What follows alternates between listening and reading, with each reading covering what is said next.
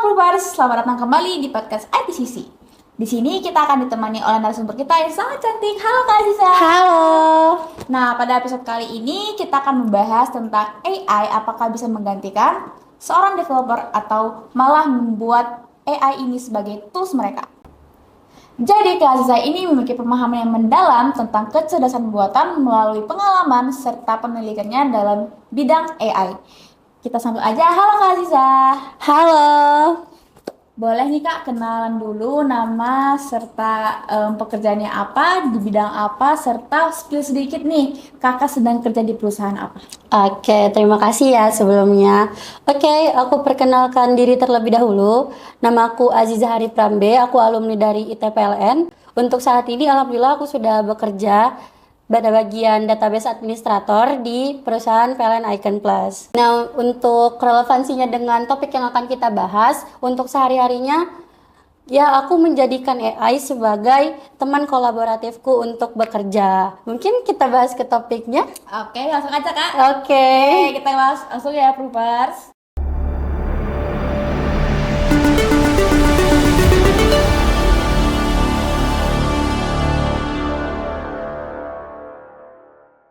Nah, pertanyaan yang pertama Kak. Dari pengalaman Kakak langsung yang sudah Kakak alamin, sebenarnya perkembangan AI di dunia programmer sekarang itu sudah sampai tahap apa? Dan dampak nyatanya buat kita apa Kak? Oke. Kalau ditanya sudah sejauh apa, bahkan dari awal aku kuliah dulu, ini tuh udah terlalu berkembang pesat. Mungkin dulu pas kita awal kuliah, mungkin cukup relevan juga dengan teman-teman. Kita kan dulu gunainnya untuk hal-hal sederhana seperti bikin laporan dan lain-lain. Sedangkan sekarang itu AI udah sangat berkembang pesat. Dia bisa membuat kode atau dia juga bisa membuat website sederhana. Hal-hal seperti itu tuh udah bisa dioptimasi sendiri oleh AI tersebut. Jadi sudah sangat jauh lah berkembang pesat dalam beberapa tahun ini. Berarti codingan itu nggak selalu dari nol. Oh, kalau misalnya ditanya mulai dari nol, ya sebenarnya kalau untuk zaman sekarang ya enggak. Tapi itu kita tetap harus memahami dasar-dasar dari coding tersebut. Karena kalau kita juga nggak paham, apa yang kita copy dari AI ya itu sama aja kan. Iya, Pasti ya. juga ngerasainnya sebagai anak IT. Kalau kita nggak paham setiap lainnya, kayak kita tuh bakal copy paste nanti ke AI lagi. Ujung-ujungnya semuanya berantakan, error semua. Jadi kita harus paham dasarnya juga ya teman-teman Provers. Mantap Kak. Terdengar positif, tapi agak was-was sedikit karena jadinya AI itu bisa melakukan beberapa hal yang sudah harusnya developer itu bisa lakukan. Oh ya benar. Ya kan Kak? Jadi apakah orang-orang yang membutuhkan jasa programmer sekarang ini berkurang karena itu Kak? Oke, kalau buat jasa programmer, menurut kakak tuh tergantung kita menggunakan AI tersebut. Kalau misalnya kita, seperti yang tadi pertanyaan sebelumnya, kita paham nih dasarnya. Nah, jadi programmer itu kan bukan hanya sekedar copy paste. Kita tuh nggak bisa kayak mentah-mentah lah kita terima dari AI itu. Oke lah kalau hanya permintaan sederhana, seperti tampilan login sederhana. Tapi kan kalau misalnya dari AI itu semua template. Nah, sedangkan kalau kita sebagai programmer tentu ada usernya kan ya. Nah, kita kan ada hal-hal yang harus dilakukan manusia gitu. Entah komunikasi dengan klien. Ya, seperti itulah. Interaksi langsung. Iya, benar. Jadi menurut kakak itu AI ini menggantikan atau partner kita dalam bekerja? Waduh, kalau misalnya bisa dipahami nih dari pertanyaan sebelumnya, AI itu harus menjadi partner kita dalam bekerja. Tergantung kita si manusia gimana nih menggunakannya. Kalau kita nggak paham secara dasar, kita nggak paham fundamentalnya, ya kita jatuhnya hanya copy paste kan. Dan nanti kalau misalnya kita harus menjelaskan kepada si pemakai, si user gimana? Ya kita nggak bisa, kita nggak tahu kesalahannya apa. Atau mereka misalnya minta dikembangkan lagi lebih baik tampilannya atau apa. Kalau kita nggak paham itu ya sama aja kan. Percuma ya Kak? Benar.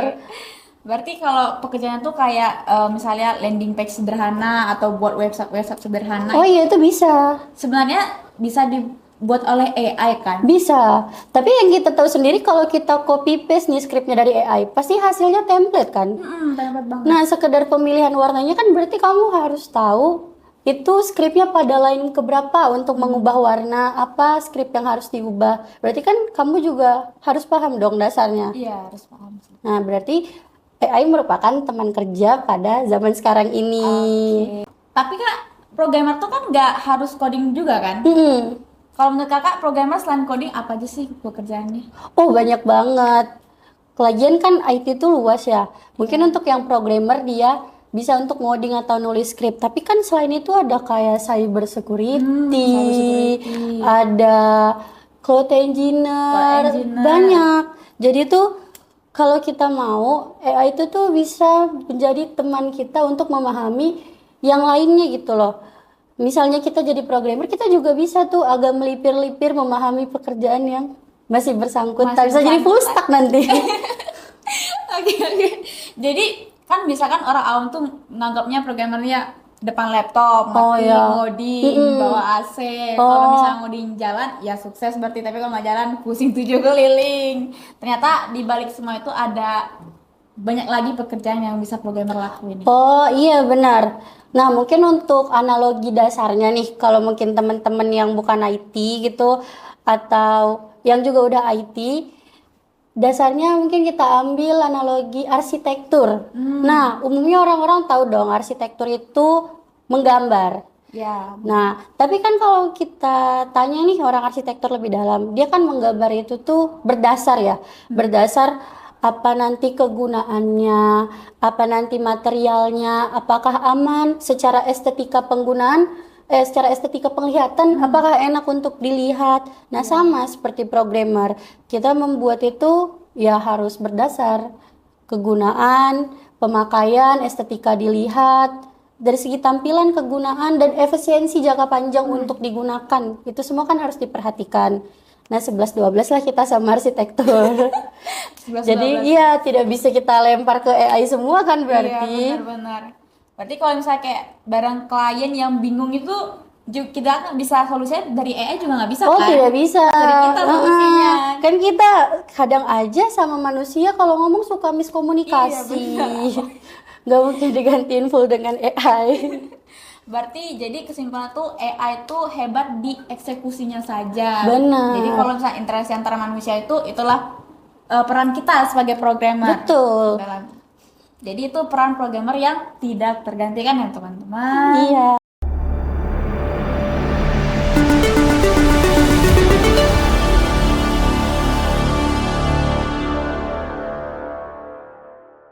Oke Kak, kita move on ke pertanyaan selanjutnya.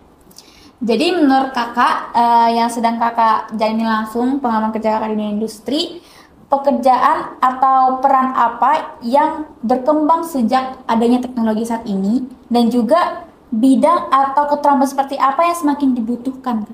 Oke.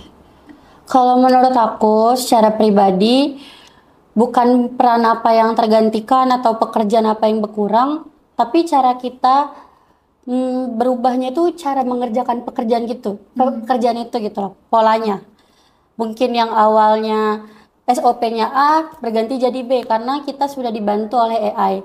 Nah, kalau untuk pekerjaan yang berubah atau yang hilang menurut Nata, itu tuh menurut kakak ada yang hilang tapi ada yang bertambah. Nah, misalnya dulu tuh kita taunya nih khususnya IT ya, taunya tuh pekerjaan tuh seperti programmer, analisis data, udah sering ya kedengaran. Tapi kan semenjak ada AI, kita kan juga harus ada nih yang mengoperasikan si AI ini. Nah, kalau yang kakak cukup tahu di saat sekarang ini ada tuh pekerjaan kayak AI researcher, AI analis, berarti kan ada pekerjaan yang berkurang tapi ada juga yang ditambah. Justru itu kita harus memahami atau mengerti bagaimana cara mengoperasikan AI tersebut supaya kita juga masih masuk ke dalam pekerjaan-pekerjaan tersebut.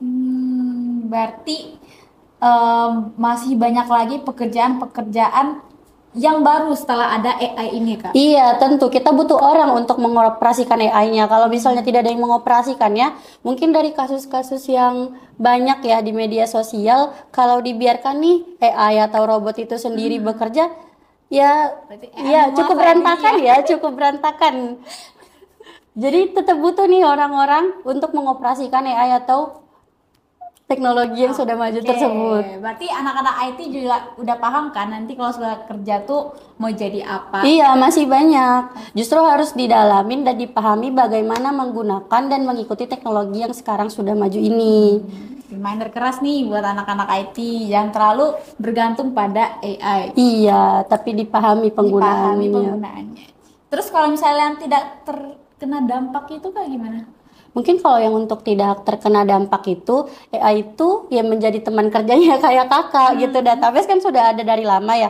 Tapi kan AI ini memudahkan kakak untuk membuat optimasi-optimasi ataupun proses beberapa monitoring pada aplikasi. Adalah kayak ya membantulah gitu menjadi partner kerja kakak juga. Pasti juga Proofers juga paham lah ya yang sudah pada tamat nih, Proofers yang sudah alumni yang sudah bekerja pasti juga menggunakan AI-nya sebagai partner kerjanya sehari-hari. Oke.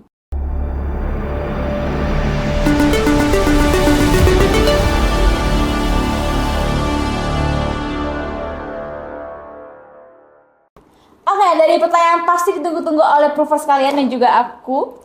Dari kan kakak sudah melalui transisi dari perkuliahan ke dunia kerja di dalam era AI juga.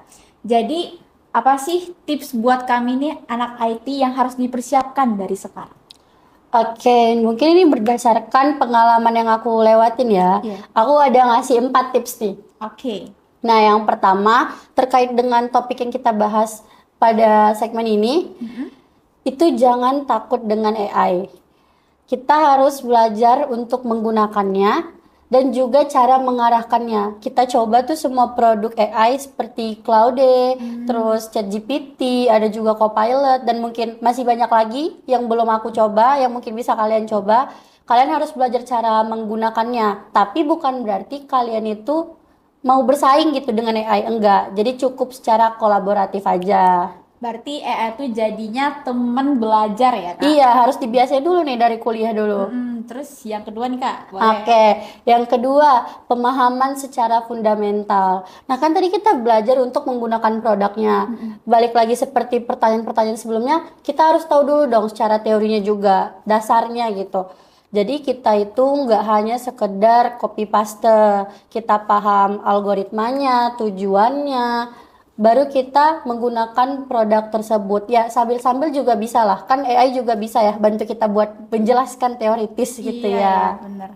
Berarti tidak hanya langsung copy paste dari AI, tapi harus juga ngerti apa sih AI itu maksudnya. Iya, Yang dijelaskan oleh AI iya itu yang dijelaskan oleh itu harus kita mengertilah secara pemahaman pribadi. Oke. Lanjut yang ketiga, Kak? Boleh. Oke. Nah, yang ketiga, ini sering aku temui ya, tapi koreksi kalau aku salah. Apa tuh, Kak? Biasa tuh anak IT kalau dia jago nih ngoding, kurang nih di bagian ini, komunikasinya. Mungkin kebanyakan di depan komputer ya. Iya.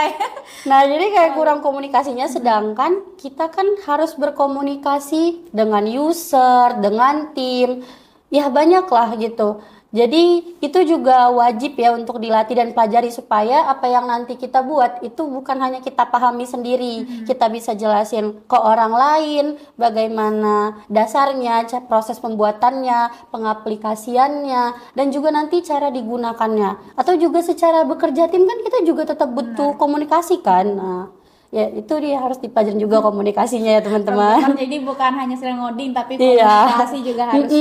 Terakhir nih, Kak, keempat berarti ya. Nah, yang terakhir itu adalah sertifikasi atau pelatihan. Ya kita cukup tahu ya di era zaman sekarang nih pekerjaan banyak, tetapi juga tambah lagi ada AI, pasti harus didukung dong dengan hal-hal yang lebih kuat gitu loh supaya kita nanti dilihat oleh HR gitu. Kita harus sertifikasi dengan bidang yang mau kita dapatkan. Misalnya kakak nih database. Nah, mungkin kakak bisa sertifikasi Red Hat atau yang dasar-dasar dulu deh, semua pekerjaan pakai Microsoft. Nah, kita ya, butuh Microsoft. kan sertifikasi Microsoft. Orang mana sih yang nggak pakai PowerPoint, Excel? Kalau kita udah tersertifikasi, HR pasti kan yakin ya. Nah, makanya teman-teman di masa mahasiswa ini dikumpulin juga tuh pelatihannya, sertifikasinya. Kan di ITCC juga ada ya? Ada Kak, ada banyak banget. Nah, itu juga bisa ya di ITCC, mungkin sertifikasinya Benar. dibanyakin lagi yang relevan dengan teman-teman IT. Diusahakan ya Proofers. Wah, berarti aku beruntung banget nih Kak, dan juga Proofers sekalian beruntung bisa mendengarkan 4 tips dari Kakak ini, yang dimana Kakak ini sudah menguasai di bidang tersebut. Terima kasih banyak Kak. Waduh, makasih juga ya Nata.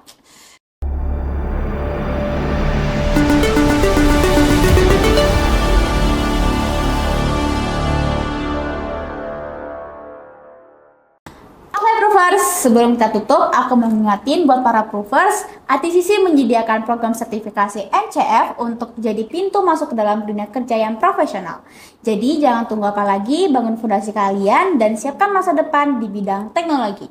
Dan buat Proofers yang sudah nonton dari awal sampai akhir, semoga kalian dapat lebih siap menghadapi perkembangan teknologi pada saat ini. Dan juga kalau mau mulai langkah pertama, silahkan cek di ITC ITPLN pada website itcc.itpln.ac.id.